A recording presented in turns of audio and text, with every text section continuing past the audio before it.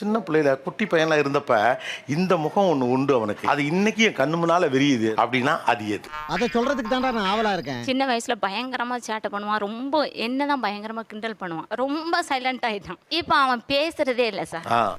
ஏன்டா 2006 அம்மா இறந்தாங்க சார். அவன் அம்மா இறக்கும்போது வந்து நாங்கள் தனியாக தான் சார் இருந்தோம். அதுலேருந்து வேலைக்கு தான் சார் போனேன். சொந்த பந்தம் யாருமே எந்த சப்போர்ட்டும் பண்ணது. அதுலேருந்து இப்போ வரைக்கும் வேலை தான் சார் பார்த்துட்ருக்கோம். சொந்த பந்தம்லாம் சும்மா பாதியிலே விட்டுட்டு ஓடிடுவாங்க. அக்கா விஓசி காலேஜில் படிக்க வச்சு சார், தூத்துக்குடியில். ஏன் உங்களுக்கு அவ்வளோ நெருக்கடியிலையும் அக்கா படிக்க வச்சிடணும்னு தோணுச்சு? பொம்பளை போல படித்தா தான் வாழ முடியும்னு ஒரு சிந்தனை எனக்கு இருந்துச்சு சார். நான் ஆம்பளை பையன் சார், எங்கேயும் வாழ்ந்துருவேன். அப்போ எப்படியே படிக்க வைக்கணுங்கிற ஒரே எண்ணத்தில் தான் சார் வேலைக்கு போனேன். உன்னை நினைச்சா எனக்கு ரொம்ப பெருமையா இருக்கியா? நீங்க சிரிச்சு குறும்போட இருக்கக்கூடிய ஒரு முகங்கிற எப்போ உங்களுக்கு தெரிஞ்சது நின்று போச்சு? அம்மா இறந்ததுக்கு அப்புறம் தான் சார் நமக்கு எல்லாமே மறந்து போச்சு. கவலைப்படாதப்பா. ஒரு சிடி கடையில வேலை பார்த்தான். ஒரு நாளைக்கு 30 ரூபா சம்பளம். அப்புறம் பாதியில வெளிநாடுக்கு ட்ரை பண்ணி வெளிநாடு போயிட்டான். இல்லை கவர்மெண்ட் ஹாஸ்டல்லே இருந்து படித்தேன். நல்லதுக்கு பழதுக்கு யார் வீட்டுக்கு போனாலும் நான் எங்கேயும் வீட்டுக்கு போக மாட்டேன், எங்கேயும் போக மாட்டேன், ஹாஸ்டல்லே இருந்துக்கிறேன்.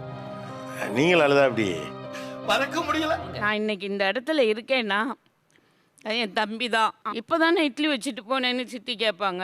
ஃபேண்ட் பாக்கெட் ஆஃப் ஹேண்டட், அதில் இட்லி எடுத்து போட்டுப்பான். எனக்காக எடுத்து வச்சிருப்பான். ஸோ உங்கள் சித்தி கொடுமையிலேருந்து உங்களை பாதுகாத்துக்கிட்டே இருந்திருக்காரு. கரெக்ட்பா. என்னவா ஆளாக்கியிருக்காரு. புலவர், பிலிட்டு, delete, MLitt, MA, MEd, MPhil, PhD.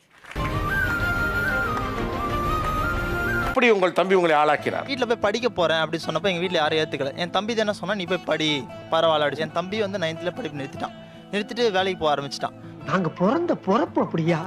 பொறப்பு அப்படி அப்படி எங்கள் குடும்பத்தில் யாருமே பட்டதாரி கிடையாது சார். நான் தான் படித்தேன். 12 வயசில் அவன் கையில் கரண்டி பிடிச்சேன். இன்னி வரைக்கும் உழைச்சிட்டு இருக்கான். ஃபேமிலிக்காகவும் என்னோட எஜுகேஷனுக்காகவுமே செலவு பண்ணாரு. அவனுக்கு நான் ஒன்றுமே பண்ணிக்கிறது இல்லை சார். அவன் இந்த பொறுப்புகள் எல்லாத்தையும் நீங்கள் எடுத்துக்கணும்னு நினச்சிக்கிட்டதுக்கு என்ன காரணம்? அப்பா வந்து ஃபேமிலி வந்து அந்த அளவுக்கு வந்து டேக் ஓவர் பண்ணி பார்க்கல. வேறு வழியே எல்லாம் நான் தான் எடுக்க வேண்டிய ஒரு சூழ்நிலை கட்டாயம் ஏற்படும்.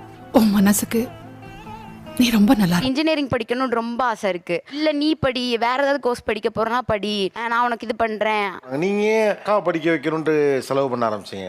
இல்லை சார், எனக்கு வந்துட்டு அக்கா இன்னும் படிக்கட்டும், ஒன்று கற்றுக்கிட அவளுக்கு இன்னும் இம்ப்ரூவ்மெண்ட் ஆகும். ரொம்ப அருமையா சொன்னீங்க கேப்டன். நீங்க அக்காவை படிக்க வைங்க, நல்லதுதான். நீங்களும் பேரலா படிக்கணும். நீங்க ஒரு வேலை போயிட்டு தம்பி நீ இன்ஜினியரிங் படி அப்படின்னு அவர் திருப்பக்கூடாது. இப்பதான் சார் முடிச்சிருக்கேன் காலேஜ். அப்படியா? ரொம்ப சந்தோஷம். நர்சிங் படிக்கணும்னு ஆசை சார். எங்கள் ஃபேமிலியில் முடியாதுன்னு சொல்லிட்டாங்க. ஃபீஸ் வந்து அதிகம்.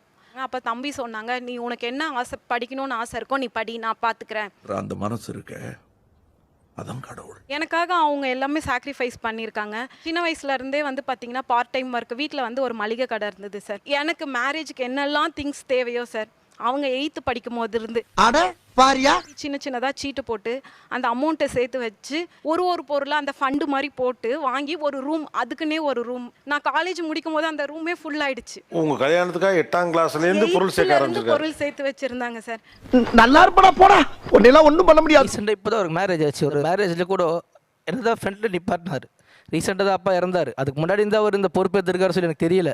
இப்போ தான் அவருடைய எல்லா ப்ரெசன்ஸும் எனக்கு தெரியுது. இப்போது அப்பா இல்லை, இப்போ அண்ணன் என்ன சொல்கிறோம் நான் அதை செஞ்சுட்டு இருக்கேன், அவ்வளோதான். இவ 2 பேர்ல யார் அப்பா? எனக்கு அவர் தான் சார். உங்க அப்பா ரொம்ப நல்லா வளர்த்துருக்காரு 2 பேரையுமே. 2 பேர் கீழே இருங்க.